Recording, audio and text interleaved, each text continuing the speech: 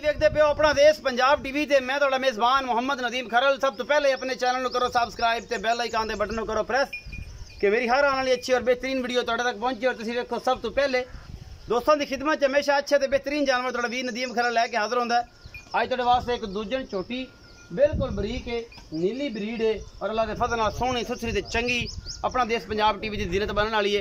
Cameraman तसलियां करवाएगा, मालक ना करांगे गल्लां चीदा चीदा थोड़ी थोड़ियां और रौला मकावांगे इस मझ दा और इस वीडियो दा। कैमरामैन साहब बिस्मिल्लाह करो। ए जी छोटी है, फुल बरीक छोटी है। मैं कंड कुंड कुड्डा पुट्ठा नस्लजात ऐन तसलियां कर लेनियां ने। मुठ मुठ दा थाने और चंगी है, सोहनी है, सुथरी थलों बनी हुई है, फुल बरीक पूछ है और जनाब आला क्वालिटी का पीस है। अपना देश पंजाब टीवी जीनत है। ये जनाब 5-7 दिन लेंदी है, 8 दिन लै जाए, 10 दिन लै जाए सून नूं।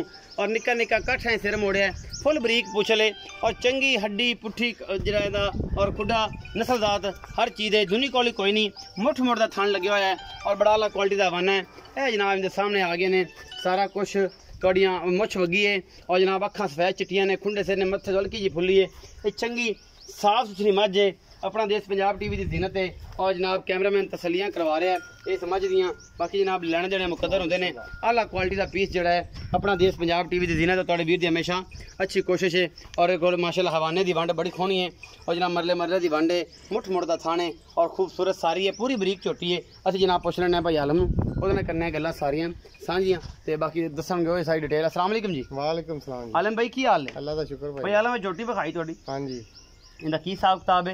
एक कदों सुंदी है, थणा दी पिछे दी गारंटी है, की मामले ने? ये भाई साहब दूसरा सूआ है। दूसरा सूआ ठीक है। 8 दिन मैं दे रहंदे ने। अच्छा जी। सून च जी जी। ते बाकी अल्लाह दी मेहरबानी नाल इंशाल्लाह चंगे इलाके दी चंगी जूह दी मैं। अच्छा हां ते बरीक हैगी पूरी। बरीक पूरी है। हां खान चंगा, चड्डा चंगा, जेड़े मई च गौण होने चाहिए ने वो सारे है ने। छोटी जी भाਵੇਂ छोटी है लेकिन गौण पूरे। लेकिन दूध दे पहले सूए मैं 12 किलो कर दी रही। अच्छा जी। ते हुन भी कोई 12 ना चलो 13-14 तक करे ही थी। ये 12 दा हैगा ही हैगा। 12 तो वंड पूरी है ना, वो तो पूरी है। मैं नस्ल चंगी है बिल्कुल, हर पास पूरी है।